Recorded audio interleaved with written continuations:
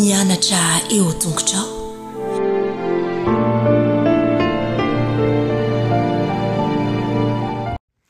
Fahameraba-tsika tsirairay avy-indray tonga eto amin'ny fandraisana lesona ho an'ny lehibe sika amin'ity an'ity.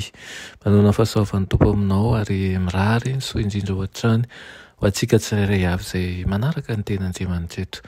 Alohan'ny hidirantsika ny amin'ny lesona an'io dia hivavaka isika. Tompo Andriamanitra eo mbola vempisaoranao izay ny amin'ny tompo-taona izay omenao anay an'io fa ny mandika ny teninao. Sokafo ny famapana anay andray izany, ampitiavana mpanolora-tena ka okainao mihitsy no hiasa ao anatinay tsirairay avy. Anaran'i Jesosy, amen. Lohateny lesonantsika androany dia manao hoe fanamelohana. Izay mino azy dia tsy ho elohina ho izay izy, fa izay tsy mino kosa dia efa voaeloka raha teo, satria tsy nino ny anaran'ny zanakalahy tokan'Andriamanitra izy. Fa izay rehetra manao ratsy dia mangala ny mazava sady tsy manantona amin'ny mazava, fa andao hita miariary ny asany. Fa izay manao ny marina kosa dia manantona amin'ny mazava mba aseho ny asany, fa atao amin'Andriamanitra izany. Izany voasoratra ao amin'ny Jaona 2:3.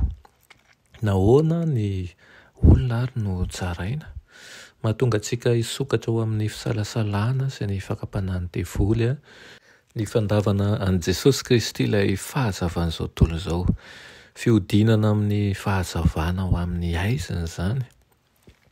Nomena fahazavana i Eva makasika izay tsy azony atao amin'ilay azo teo afovoan'ny saha.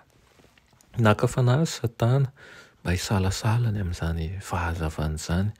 Noho izany rehefa efa avy toetra ny tenin'Andriamanitra ka nisaina izy fa tsy hanimba ny voary izay nohariany ny Andriamanitra iray izay fitiavana, ny antehitra tamin'ny fahalalany araky ny retsim-pandreny koa izy, efa nihinana tamin'ilay hazo ilay menarana, ka indro afaka miteny ankehitriny. No heveriny araka izany fa marina izay nambaran'ity menarana ity. Raha toa ho maka amin'ny ilay hazo izy dia ho tonga tahaka an'Andriamanitra, voafitaka izy ka niala tamin'ny fahazavana. Voafitaka izy niala tamin'izany ary nifidy an'izay lalana koa ny vadiny. Sain'olombelona tahaka ny Adama sy Eva sy ireo olona talohan'ny safodrano ary ireo Israelita tao Kadesy Berinea ihany no tao amin'ny Kristy. Azony natao ny nanontany amin'ny antony amelan'Andriamanitra fitiavana ny zanan'ilay tokana ho any anefitra mandritra ny 700 andro sy alina, kanefa tsy misy anina na fiarovana akory.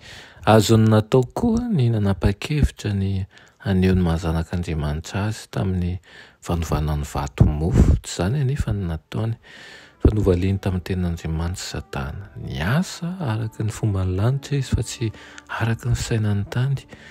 Mora taminy tokoa manko ny mitady fialan-tsiny eo anaty fanapa-kevitra ratsy. Maro ny olona manao an'izany matetika ankehitriny, na dia ireo olona finoana saingy tsy nanao an'izany izy. Ankoatra arivontsika mandrakariva ilay ohatra tsara lehibe izay nataon'i Kristy, dia izao novaliany tamin'ny tenin'Andriamanitra izy Satana. Niasa araka ny fomba lanitra izy fa tsy araka ny fisainany tany. Irina ihany koa ianao mba hiasa araka ny fomba lanitra fa tsy araka ny fisainany tany. Amen. Domalala ao misaotra anao izay ny amin'izany toromarika lehibe nomenao na izany, dia mangaraka aminao izahay ny mba ho taritinao hanana fisainana mahomby, hanana fisainany lanitra, ka hanaraka ny fomba ny lanitra fa tsy amin'ny fisainany tany. Anaran'i Jesosy, amen.